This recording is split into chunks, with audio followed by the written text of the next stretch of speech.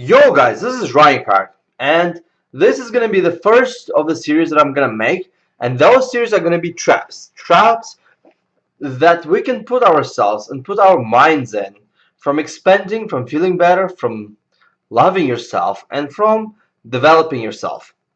And the first trap is actually gonna be pretty ironical that I'm talking about self development and self improvement is a trap of self improvement itself.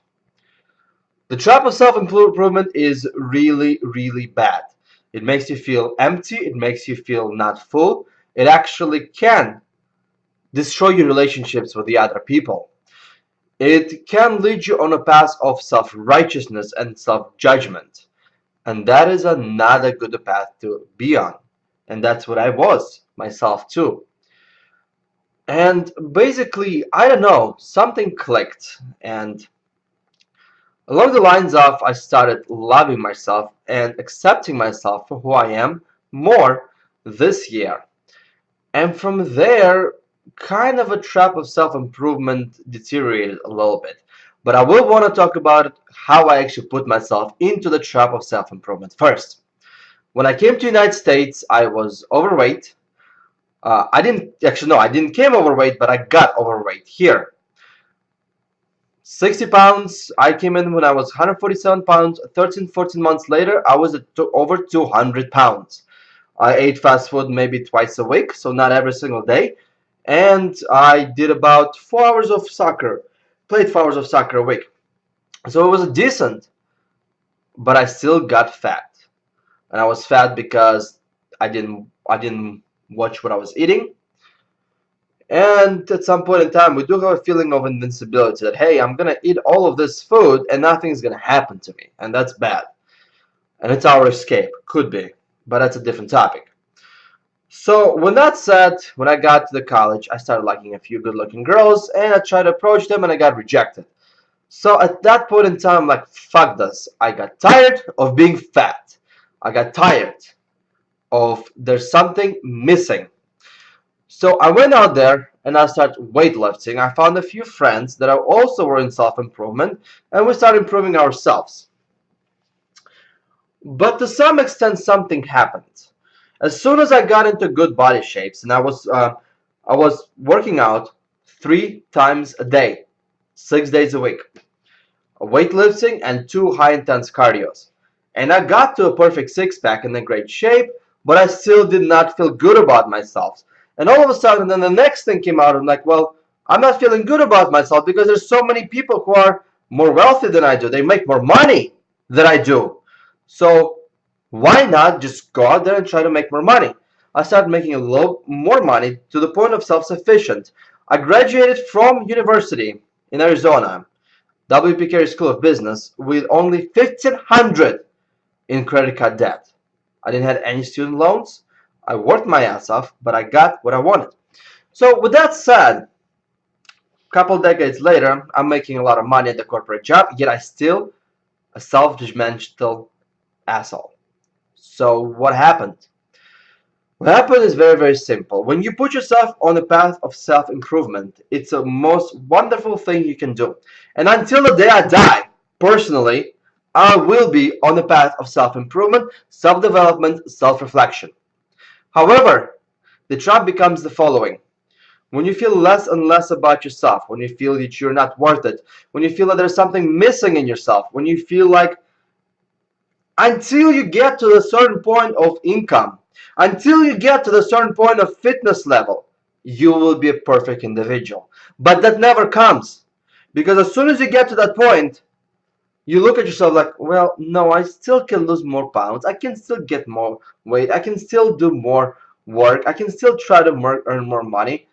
And that is a really, really bad path because you don't, not you, I'm talking about myself. When a person doesn't love himself, he tries to nitpick on themselves as much as possible. And when they nitpick on themselves as much as possible and try to improve, yes, they improve certain categories, but they do it from the spite of not loving yourself. And that is a bad, bad frame of mind to be in. The other way you can go about it is actually very simple, and I'll explain in just a moment. The biggest thing I found out about self-improvement is that you technically live in the future all the time. When you're trying to improve yourself, you try to live in the future. You live as like, when I get to that point, I'll be good. When I get to that fitness level, I'll be good. When I get to that income level, I'll be good. When I buy a certain car, I'll be good. But it never comes. And when you live in the future, you start despising what you are now and what you are yourself now. And when the person despises themselves, the whole equilibrium changes. People, when they despise themselves, they have less time for their loved ones. They have less time for their girlfriends and for their family members. They love them a lot less. They try to find something wrong with them, and they start becoming more judgmental. They start judging other people a lot more too. Hey, look at this fat ass. I'm perfectly fine. I'm working out. I'm feeling good about myself. And this guy's fat. I'm so much better, right? And you try to find this validation from a self-judgment perspective, and all of a sudden, people become assholes. They don't love themselves. They don't love other people around them. They don't share the love. They don't share the virtue that they have. They're stuck in the self-improvement emphasis. So, there's nothing wrong with the self-improvement. Self-improvement is a wonderful thing, like I already stated. However, the different approach should be there. When people love themselves, they look at the self-improvement from a standpoint of a challenge. Let me take on a new challenge. Let me take on the challenge of gaining more strengths. Let me get on the challenge of building more muscle. Let me put myself on the challenge of losing weight. And when that challenge comes in and they start challenging themselves, even if they had a bad meal, even if they lost a day of fitness, it's okay. They're still in the middle of the challenge. They're challenging themselves, and maybe they can work a little bit more next day.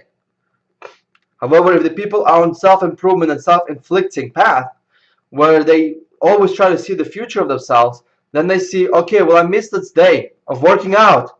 I feel terrible. How could I miss this day? I am so lazy. I am so lazy. I'm worthless. I'm really bad. And that's bad. So everything stems from the loving yourself. And when the person loves themselves, they look at self-improvement from the challenges that are willing to partake. They don't have obsessive compulsive disorder for that, and that's actually not really good at all. I used to think it's good, but it's not. They don't obsess over it, and usually they reach their goals in a much more healthy and pleasant way. And when they reach those goals, they feel secure more about themselves. They understand that they possibly change the lifestyle, and usually that sticks with them. Have you heard of people who lose weight and then go back at it again to the bad behaviors and bad things? Well, that comes from not loving yourself. That comes from, okay, well, I lost weight, but I still feel shit about myself, so let me actually go eat more. Let me do something more. I am not a perfect individual, therefore, I need to become perfect. I need to put more effort. And nobody is perfect. We all have all our mistakes.